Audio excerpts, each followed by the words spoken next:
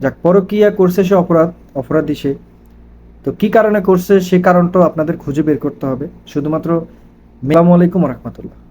স্বামী বিদেশ গেছে সবেমাত্র 9 মাস হলো। 5 মাস ছিল পরকীয়া প্রেম দেবরের সঙ্গে। ভাবির ভাবির তিনটা ছেলে মেয়ে।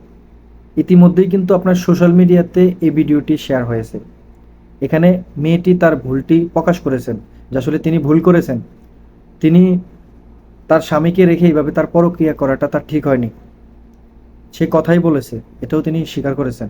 তবে এটা নিয়ে ছেলের ফ্যামিলির যে মানুষগুলো আছে তারা মুখ খুলেছেন। তারা বলেছেন যে তাদের তিনটা সন্তান রেখে সে কিভাবে পরকীয়া করে, আর এইভাবে কি কখনো কোনো ছেলে মেনে নিতে পারবে? তার স্বামী সবেমাত্র 9 মাস হলো নতুন বিদেশে আসছে, আর এই মেয়েটি 5 মাস ধরে তার সাথে যোগাযোগ করছে পরকীয়া করে তার দেবরের সাথে। তো দর্শক, একটু চিন্তা করে দেখুন আপনি কোন জায়গায় কোন সিচুয়েশনে থাকবেন। এখন মেয়েটির কথা হচ্ছে যে ঠিক আছে, আমি যেহেতু পরকীয়া করেছি, আমার ভুল হয়েছে, আমি আমার ভুলটা বুঝতে পেরেছি। এখন আমি চাচ্ছি যে আমি তার সাথে সংসার করব। আমার ছেলে মেয়ে আছে, তাদের মুখের দিকে তাকিয়ে সে যেন আমাকে মাফ করে দেয়। মানে মেয়েটার বক্তব্য ছিল এমনটা। তো মেয়ের ফ্যামিলি মেম্বাররা তার ব্যতিক্রম কথা বলেন, তারা আইনগত ব্যবস্থা নেবেন। ছেলের ফ্যামিলিরা তারা অলরেডি জিটি করেছেন।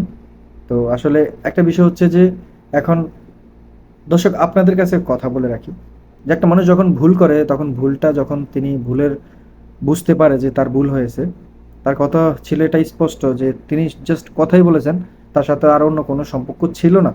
তিনি কিন্তু এটা প্রকাশ করেছেন। এখন এই কথা বলাটা স্বাভাবিকভাবে মেয়েটি বলল যে কথা তো অনেকেই বলে। এখন আমার স্বামী যদি আমার এই বিষয়টা যদি মেনে নেয়, এই বিষয়টা যদি সে যদি আমাকে ক্ষমা করে দিয়ে যদি আমাকে আমাকে নিয়ে সংসার করে, তাহলে আলহামদুলিল্লাহ। আর যদি সে যদি আমার সাথে সংসার যদি না করে, তাহলে সেখানে তার আর কিছু করার নেই। মেয়েটি কিন্তু স্পষ্ট এই কথাটা বলেছে।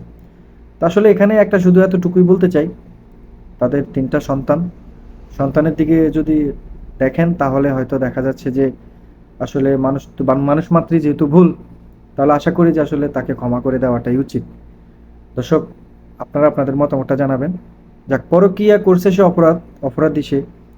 তো কি কারণে করছে সে কারণটাও আপনাদের খুঁজে বের করতে হবে। শুধুমাত্র মেয়েকে দোষারোপ করলে হবে না, সে যে পরকীয়া করেছে এই জন্য যে সে দোষী এমনটা না।